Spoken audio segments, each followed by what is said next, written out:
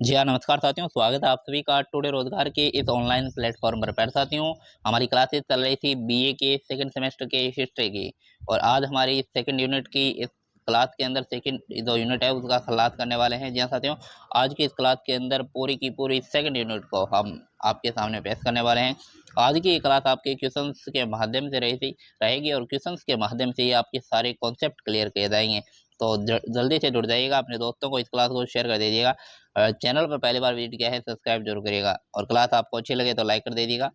और चलिएगा आज की इस क्लास को हम शुरू करते हैं।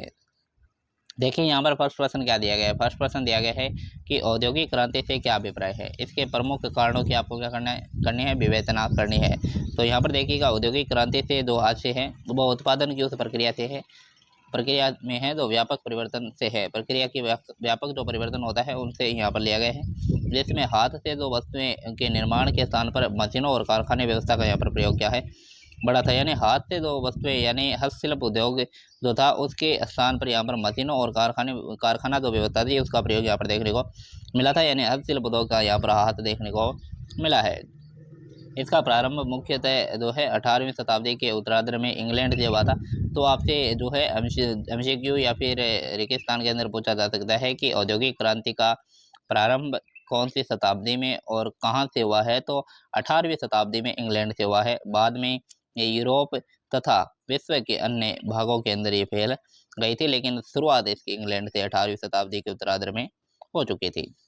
इसके प्रमुख कारण देखिएगा, प्रमुख कारण यहाँ पर दिए गए हैं कि इंग्लैंड में कोयला और लौह एसिड की पर्याप्त उपलब्धता थी और इसी के कारण यहाँ पर औद्योगिक क्रांति का विकास देखने को मिला। और कृषि क्रांति के कारण खाद्यान्न उत्पादन के अंदर वृद्धि हुई, तो इनको भी जो है औद्योगिक क्रांति का कारण माना जाता है। जनसंख्या में वृद्धि से श्रमिक और बाजार दोनों यहाँ पर क्या हो गए थे, उपलब्ध देखने को मिले थे।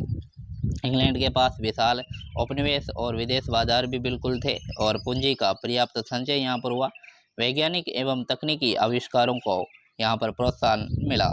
यातायात एवं परिवहन के साधनों में सुधार यहाँ पर हुआ और यह प्रमुख जो है औद्योगिक क्रांति के कारण रहे हैं। नेक्स्ट बात करते हैं औद्योगिक क्रांति के आविष्कारों का वर्णन देखिएगा।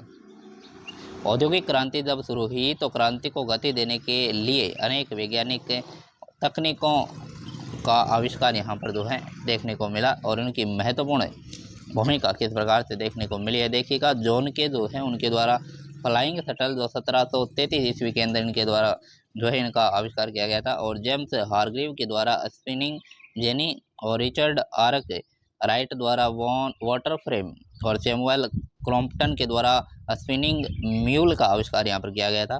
और एडमंटन आर्क राइट द्वारा जो है पावर लूम का यहाँ पर विकास हुआ। और जेम्स वाट के द्वारा भाप के इंजन के महत्वपूर्ण जो है सुधार देखने को मिले थे। और जॉर्ज स्टीफेंसन द्वारा भाप से चलने वाला जो पहला रेल इंजन है वो जॉर्ज स्टीफेंसन के द्वारा बनाया गया था। ये जितने भी जो हमने दिए हैं आविष्कार ये आपके सबसे महत्वपूर्ण रहेंगे, क्योंकि एमसीक्यू के अंदर यहाँ से प्रश्न डेफिनेटली छपने वाला है या फिर रेगिस्तान के अंदर तो देखने को मिल ही जाएगा। तो इनको अच्छे प्रकार से देख लीजिएगा, यहाँ से प्रश्न डेफिनेटली पूछा जाएगा और यहाँ से जो है लॉन्ग क्वेश्चन भी बन सकता है, यानी लघुतरात्मक वाला जो क्वेश्चन है वो भी यहाँ पर देखने को मिल सकता है, जिसको अच्छे प्रकार से हमने यहाँ पर समझा दिया है। नेक्स्ट देखिएगा कि औद्योगिक क्रांति के सामाजिक प्रभावों की विवेचना करना है। देखिएगा, औद्योगिक क्रांति है, औद्योगिक क्रांति ने समाज की संरचना को गहराई से प्रभावित किया था। प्रमुख सामाजिक प्रभाव यहाँ पर देखने को मिले थे, जिसमें नगरों और औद्योगिक शहरों का यहाँ पर विकास है हुआ था। ग्रामीण जनसंख्या का शहरों की ओर यहाँ पर पलायन बढ़ा। पूंजीपति जो वर्ग था उसका प्रभाव बढ़ा और मजदूर वर्ग का विस्तार यहाँ पर देखने को मिला था। यानी औद्योगिक जो क्रांति हुई उसके सामाजिक प्रभाव देखने को मिले, जिसमें नगरों और औद्योगिक जो शहर थे उनका विकास हुआ। ग्रामीण जनसंख्या का शहरों की ओर पलायन बढ़ा। पूंजी वर्ग का प्रभाव जो है मजदूर वर्ग का विस्तार देखने को मिला। और यहाँ पर महिलाओं और बच्चे थे उनका जो है कारखानों में शोषण होने लगा।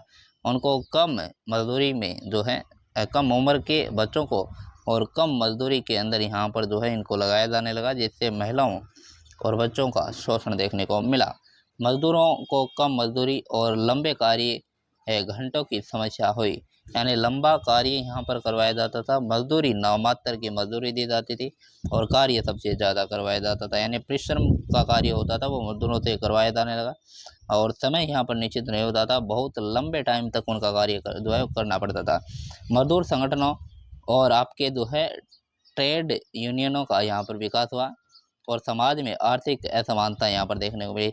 निश्चित तौर पर आर्थिक असमानता देखने को मिली क्योंकि पूंजी वर्ग और आपके जो गरीब वर्ग है उनका यहाँ पर जो है विकास होने लगा, क्योंकि पूंजीपति वर्ग है वो गरीबों के साथ जो है मजदूरों के साथ जो है बहुत ही अमानवीय व्यवहार यहाँ पर देखने को मिला। तो यहाँ पर निश्चित तौर पर असमानता तो बढ़नी ही थी। नेक्स्ट बात करते हैं औद्योगिक क्रांति के आर्थिक प्रभावों का किस प्रकार से जो है आर्थिक प्रभाव किस प्रकार से देखने को मिले थे, उसका यहाँ पर आप विस्तार से वर्णन करेंगे। देखिए, बड़े पैमाने पर उत्पादन शुरू हुआ और कारखाना प्रणाली विकसित हुई, यानी बड़े पैमाने पर उत्पादन शुरू हुआ और कारखाना प्रणाली का यहाँ पर क्या हुआ, विकास देखने को मिला। व्यापार वाणिज्य और अंतर्राष्ट्रीय बाजारों का यहाँ पर विस्तार हुआ और बैंकिंग एवं पूंजीवाद व्यवस्था का यहाँ पर जो है विकास देखने को मिला था। परिवहन के साधनों में तेजी से यहाँ पर सुधार हुआ। उपनिवेशों के जो है आर्थिक शोषण में यहाँ पर जो है वृद्धि देखने को मिली थी। उपनिवेशों में आर्थिक शोषण में जो है यहाँ पर वृद्धि हुई और बैंकिंग एवं पूंजी व्यवस्था का विकास हुआ। परिवहन के साधनों में तेजी से सुधार देखने को मिला। वाणिज्य व्यापार अंतर्राष्ट्रीय बाजारों का विस्तार हुआ। बड़े पैमाने पर उत्पादन शुरू हुआ। कारखाना प्रणाली का यहाँ पर विकास हुआ। ये आर्थिक प्रमुख प्रभाव देखने को मिले औद्योगिक क्रांति के बाद। नेक्स्ट देखते हैं फ्रांस की क्रांति के प्रमुख कारणों की विवेचना करनी। देखिएगा, फ्रांस की क्रांति के प्रमुख कारण यहाँ पर दिए गए हैं। 18 जो आपके 1789 की फ्रांस की क्रांति थी, इसके क्या प्रमुख कारण रहे हैं उनकी बात कर लेते हैं। देखिए, यहाँ पर सामाजिक असमानता देखने को मिली, यानी समाज जो है 3 वर्गों में विभाजित था। तीसरे वर्ग पर करों का अधिक भार देखने को मिला। आर्थिक संकट की बात करें तो राजकोष खाली था और सरकार भारी ऋण में डूबी थी। राजा की निरंकुशता। देखिए, लुई जो 16वें थे, 16वें के शासन में राजनीतिक अधिकारों का यहाँ पर अभाव देखने को मिला और कर व्यवस्था की असमानता।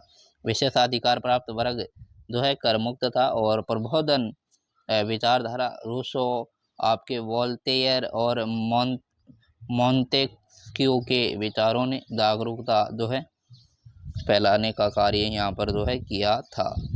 अब आगे हम बात करेंगे क्वेश्चन संख्या 6 की। क्वेश्चन संख्या 6 की देखिएगा कि फ्रांसीसी क्रांति में प्रबोधन जो विचार है विचारकों की भूमिका किस प्रकार से देखने को मिली थी, उसकी हम बात करते हैं। देखिए, फ्रांसीसी जो क्रांति थी उसके विचारक के वैचारिक आधार को तैयार करने में प्रबोधन युग के विचारकों का महत्वपूर्ण योगदान देखने को मिला है। देखिएगा, मोंतेस्क्यू ने किस प्रकार से यहाँ पर विचार अपना जो है दिया है कि शक्तियों के विभाजन और निरंकुश शासन के विरोध का इनके द्वारा क्या किया गया, समर्थन जो है किया गया। और वोल्टेयर ने धार्मिक कट्टरता, चर्च के विशेषाधिकार, निरंकुशता की आलोचना की तथा विचार एवं अभिव्यक्ति की स्वतंत्रता पर इनके द्वारा बल दिया गया। और रूसो ने जो है जनसत्ता तथा सामाजिक अनुबंध का सिद्धांत प्रस्तुत किया। उनके अनुसार जो है सत्ता का वास्तविक स्रोत जो है जनता ही थी। ये तीनों के तीनों आपको अच्छे प्रकार से याद होने चाहिए, अच्छे प्रकार से देख लीजिएगा कि आपसे जो है एमसीक्यू के अंदर भी जो है आपको दे सकते हैं किस प्रकार से रेगिस्तान छोड़ करके भी आपको जो है रेगिस्तान वालों के अंदर भी देखने को मिल सकते हैं। साथ ही आपके जो है लघुतरात्मक क्वेश्चन के अंदर तो जो है देखने को संभवतया मिल सकते हैं। इन विचारों ने फ्रांसीसी जनता में जो है स्वतंत्रता, समानता और अधिकारों के प्रति जागरूकता पैदा की। इसीलिए प्रबोधन विचारधारा को फ्रांसीसी क्रांति की वैचारिक पृष्ठभूमि माना जाता है। नेक्स्ट बात करते हैं फ्रांस की क्रांति में जो है आपके बास्तिल के पतन का क्या महत्व था। देखिएगा, बास्तिल के पतन का क्या महत्व यहाँ पर देखने को मिलता है।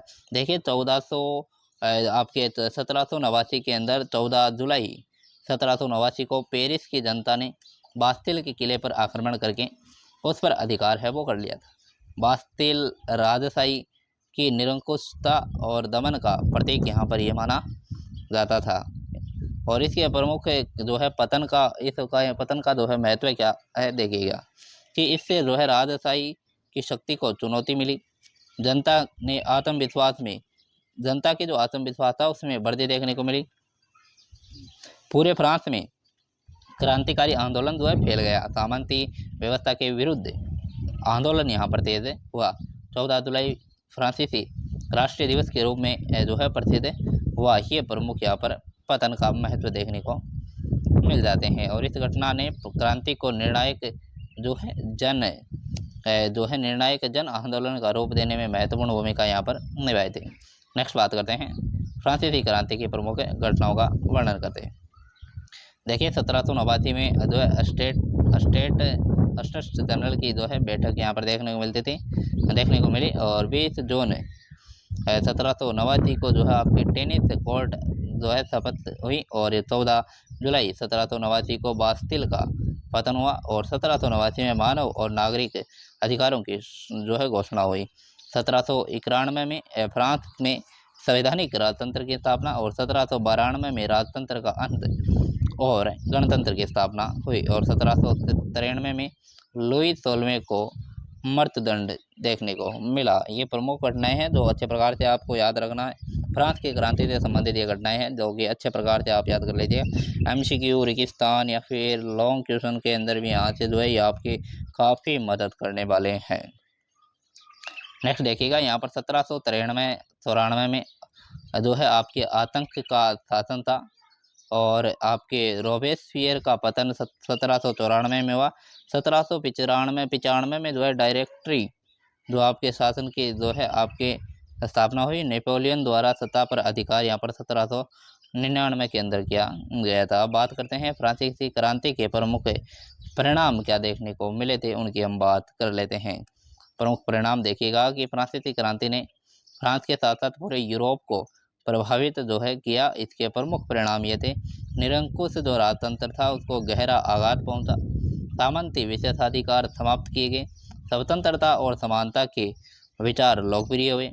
नागरिक अधिकारों की अवधारणा मजबूत हुई। जनसत्ता और राष्ट्रवाद का यहाँ पर क्या हुआ था, विकास हुआ था। चर्च के राजनीतिक प्रभाव को सीमित यहाँ पर किया गया। यूरोप में लोकतांत्रिक विचारों का प्रसार देखने को मिला। आधुनिक राष्ट्र राज्य की भावना यहाँ पर क्या हुई थी, मजबूत हुई थी। ये प्रमुख परिणाम फ्रांसीसी क्रांति के देखने को मिले थे। नेक्स्ट बात करते हैं मानव और नागरिक अधिकारों की घोषणा का महत्व यहाँ पर स्पष्ट करना। देखिए मानव और नागरिक अधिकारों की घोषणा 1789 के अंदर हुई थी। फ्रांसीसी की जो क्रांति थी, क्रांति का एक महत्वपूर्ण दस्तावेज था। इसमें स्वतंत्रता, समानता और नागरिक अधिकारों के सिद्धांतों को जो है प्रमुखता दी गई। इसमें कहा गया कि मनुष्य जो है जन्म से स्वतंत्र और अधिकारों में जो है समान है। कानून के सामने समानता, स्वतंत्रता, संपत्ति सुरक्षा और अत्याचार के विरोध जैसे अधिकारों का महत्व यहाँ पर दिया गया। नागरिक स्वतंत्रता को बढ़ावा दिया। सामंती विशेषाधिकार को चुनौती दी गई। समानता के सिद्धांत को स्थापित किया गया। आधुनिक मानवाधिकारों की अवधारणा को प्रभावित यहाँ पर जो है किया गया था। अब नेक्स्ट बात करते हैं क्वेश्चन संख्या 11 की। क्वेश्चन संख्या 11 क्या कहता है, देखिएगा। फ्रांसीसी क्रांति में आतंक के शासन का वर्णन करना है। फ्रांस में 1793 से 1794 के दौरान क्रांति का एक जो है उग्र चरण सामने जो है आया था, देखने को मिला था, जिसे जो है आतंक का शासन कहा जाता है। आतंक का शासन कहा जाता है। इस समय जो है जैकोबिन दल का प्रभाव था। और मैक्सिमिलियन और रोबेस्पियर प्रमुख नेता यहाँ पर थे। क्रांतिकारी सरकार ने क्रांति के विरोधियों को कठोर दंड दिया। क्रांतिकारी न्यायाधिकरणों के माध्यम से अनेक लोगों को मृत्यु दंड दिया गया और गिलोटिन इसका प्रमुख प्रतीक बन गया। अंततः 1794 में रोबेस्पियर को गिरफ्तार करके मृत्यु दंड दिया गया और आतंक का जो है शासन समाप्त हो गया था। इस प्रकार से देखने को मिलता है फ्रांसीसी क्रांति में आतंक के शासन। नेक्स्ट देखते हैं फ्रांसीसी क्रांति में महिलाओं की भूमिका का यहाँ पर वर्णन करना है। देखिए फ्रांसीसी क्रांति में जो महिलाएं थी उनकी सक्रिय भूमिका यहाँ पर देखने को मिली है। वे राजनीतिक और आर्थिक समस्याओं से प्रभावित थी। अक्टूबर 1789 में जो है पेरिस की महिलाओं ने जो है वर्साई की और जो है मार्च किया था और राजा को जो है पेरिस आने के लिए बाध्य किया और आपके ओलंप द गज ने जो है महिलाओं के अधिकारों के पक्ष में आवाज़ उठाई थी और महिलाओं ने राजनीतिक जो है क्लब बनाए और क्रांतिकारी गतिविधियों में भाग लिया। उनके प्रयासों ने महिलाओं के अधिकारों के प्रश्नों को सार्वजनिक विमर्श में जो है यहाँ पर ला दिया था। ये महिलाओं की प्रमुख भूमिका देखने को मिलती है। नेक्स्ट बात करते हैं नेपोलियन जो आपके बोनापार्ट है के उदय के कारण की बात करते हैं। देखिए नेपोलियन का उदय राजनीतिक अस्थिरता की पृष्ठभूमि में हुआ। ये प्रमुख कारण रही। देखिएगा कि फ्रांस में राजनीतिक अस्थिरता देखने को मिली। डायरेक्टरी सरकार की जो है कमजोरियां थी और सेना में नेपोलियन की लोकप्रियता और सैन्य प्रतिभा देखने को मिली। जनता में मजबूत शासन की इच्छा थी। 1799 में तख्ता पलट के बाद वह सत्ता में आया और 1804 में सम्राट बन चुका था। नेपोलियन की प्रमुख उपलब्धियां देखिए नेपोलियन की प्रमुख उपलब्धियों का वर्णन देखिएगा कि मजबूत केंद्रीय शासन और व्यवस्थित प्रशासनिक व्यवस्था इनकी जो है उपलब्धि थी। नेपोलियन संहिता लागू की गई। शिक्षा सुधार और बैंक ऑफ फ्रांस की स्थापना की गई। कानून के समक्ष समानता को जो है स्थान जो है आपके संस्थागत रूप जो है दिया गया था। नेक्स्ट यहाँ पर देखिएगा कि नेपोलियन संहिता क्या थी। नेपोलियन संहिता जो थी वो क्या थी, इसका महत्व क्या था। देखिए नेपोलियन संहिता 1804 में जो है इसका जो है नेपोलियन संहिता लागू की गई थी। का उद्देश्य कानूनों को व्यवस्थित बनाना। प्रमुख सिद्धांत था कानून के समक्ष समानता, सामंती विशेषाधिकारों का अंत और निजी संपत्ति की सुरक्षा और धार्मिक सहिष्णुता यहाँ पर था। इसने जो है आधुनिक कानूनी व्यवस्था को जो है प्रभावित किया था। यानी नेपोलियन संहिता के अंतर्गत कानून के समक्ष समानता, सामंती विशेषाधिकार का अंत और निजी संपत्ति की सुरक्षा और धार्मिक सहिष्णुता पर विशेष रूप से बल दिया गया था। ये इस कानून का यही संहिता का अर्थ था। नेक्स्ट देखिएगा नेपोलियन जो था नेपोलियन की विदेश नीति एवं साम्राज्य विस्तार का वर्णन करना। देखिए नेपोलियन का उद्देश्य फ्रांस के प्रभाव का विस्तार करना था। उसने जो है ऑस्ट्रेलिया प्रथा आदि के जो है विरुद्ध सैन्य अभियान चलाए। उसने यूरोप के कई क्षेत्रों में अपने प्रभाव को स्थापित किया और अपने संबंधियों को जो है शासक नियुक्त किया। अत्यधिक युद्धों ने जो है फ्रांस के संसाधनों को कमजोर यहाँ पर कार्य दिया था। नेक्स्ट बात करते हैं नेपोलियन के पतन के प्रमुख क्या कारण रहे थे। देखिए नेपोलियन के पतन के प्रमुख कारणों की विवेचना करनी है कि लगातार युद्धों से आर्थिक और सैन्य शक्ति पर दबाव जो है आपके दबाव पड़ा और यूरोप में विकसित होती राष्ट्रीय भावना, स्पेन का युद्ध 1812 में हुआ था का रूस अभियान और यूरोपीय शक्तियों का संगठित होना रहा है। 1815 में आपके वाटरलू के युद्ध में हार के बाद उसका अंतिम पतन हो गया था। आगे हम बात करते हैं क्वेश्चन संख्या 18 की। देखिए रूस का नेपोलियन के आक्रमण की असफलता के कारण, रूस पर नेपोलियन के आक्रमण की असफलता के प्रमुख जो कारण है वो क्या रहे हैं। देखिए 1812 में नेपोलियन ने रूस पर विशाल सेना के साथ आक्रमण किया। प्रारंभ में उसके जो है उसने कुछ सफलता भी मिली थी, लेकिन अंत में ये अभियान विनाशकारी से देखने को मिला था। प्रमुख इसके कारण ये रहे हैं थे कि रूस का विशाल भूभाग था। रूसी सेना द्वारा पीछे हटते समय संसाधनों को नष्ट करने की यहाँ पर नीति थी। कठोर सर्दी और भोजन रसद की कमी देखने को मिली। लंबी जो है आपकी आपूर्ति रेखाएं और सैनिकों की थकान और रूसी प्रतिरोध देखने को प्रमुख कारण मिले हैं। और यहाँ पर मास्को पहुँचने के बाद भी नेपोलियन को निर्णायक सफलता नहीं मिली। रूस अभियान ने नेपोलियन की सैन्य शक्ति को जो है गंभीर रूप से कमज़ोर यहाँ पर कर दिया था। नेक्स्ट बात करते हैं नेपोलियन बोनापार्ट के शासन का मूल्यांकन करना है। देखिए नेपोलियन का शासन विरोधाभासों से भरा हुआ है। वह एक और फ्रांस में स्थिरता लाया और तो दूसरी ओर उसने व्यक्तिगत सत्ता को मजबूत करके राजनीतिक स्वतंत्रता को जो है सीमित किया। सकारात्मक उपलब्धियां देखिएगा, प्रशासन में सुधार हुआ, नेपोलियन संहिता का निर्माण, आर्थिक सुधार हुआ, शिक्षा संस्थानों का विकास देखने को मिला और कानून के समक्ष समानता का जो है बढ़ावा मिला। लेकिन नकारात्मक प्रभाव भी देखने को मिले हैं कि प्रेस और राजनीतिक स्वतंत्रता पर नियंत्रण हुआ, निरंतर युद्ध देखने को मिले, साम्राज्यवाद बढ़ा, भारी सैन्य खर्च हुआ और यूरोप के अनेक देशों में अस्थिरता का जो है माहौल देखने को मिला था। इसीलिए नेपोलियन को एक महान प्रशासक के साथ साथ महत्वाकांक्षी शासक के रूप में भी देखा जाता है। और नेक्स्ट हम बात करते हैं औद्योगिक क्रांति और फ्रांसीसी क्रांति ने आधुनिक यूरोप को किस प्रकार प्रभावित किया। नेपोलियन की भूमिका भी यहाँ पर स्पष्ट करने। देखिए औद्योगिक क्रांति ने उत्पादन व्यापार और सामाजिक संरचना में परिवर्तन करके आधुनिक जो औद्योगिक समाज है उसकी नींव रखी। फ्रांसीसी क्रांति ने जो है स्वतंत्रता, समानता, नागरिक अधिकार और जनसत्ता में के विचारों को मजबूत किया। इसने जो है सामंती व्यवस्था को चुनौती दी तथा राष्ट्रवाद को यहाँ पर बढ़ावा दिया गया था। और नेपोलियन ने फ्रांसीसी क्रांति के सिद्धांतों को नेपोलियन संहिता के माध्यम से कानून का रूप दिया और उसके युद्धों ने जो है यूरोप में राजनीतिक पुनर्गठन को प्रभावित किया। अतः इन तीनों घटनाओं ने आधुनिक यूरोप की राजनीतिक, सामाजिक और आर्थिक व्यवस्था के विकास की आधार भूमि जो है तैयार की थी।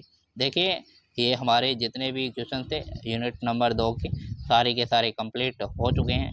आज की क्लास आपको कैसी लगी है कमेंट करके ज़रूर बताना है। अपने दोस्तों को भी इस क्लास को साझा कर दीजिएगा। आपके पेपर के अंदर बहुत ही मदद मिलने वाली है इन क्लासेस के माध्यम से। और जल्द ही आपकी महामैराथन क्लास भी देखने को मिल जाएगी। इसी चैनल के ऊपर महामैराथन क्लास का हम प्लान कर रहे हैं।